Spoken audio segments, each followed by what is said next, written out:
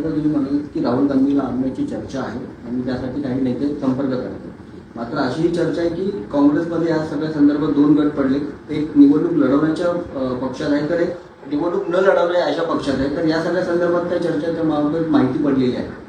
नाही, काँग्रेसमध्ये अनेकदा अशा पद्धतीच्या दोन गटांमध्ये चर्चा होत असतात.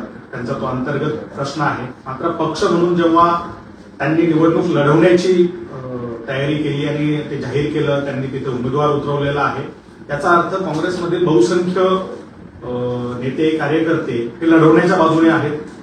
त्यामुळं आम्ही त्यांना शुभेच्छा दिलेल्या आहेत आणि या निवडणुकीसाठी त्यांनी ताकदीने ते लढावं. आणि जर ही चर्चा जी आमच्यापर्यंत पोहोचली राहुल गांधींना बोलवण्याची, जर ती खरी असेल, तशा पद्धतीने जर राहुल गांधी सुद्धा त्या प्रचारात उतरणार असतील तर आमच्या वतीने आम्ही बाळासाहेबांना त्या प्रचारामध्ये तिथे घेऊन जाऊ, त्या मंचावर घेऊन जाऊ, अशी भूमिका आम्ही या ठिकाणी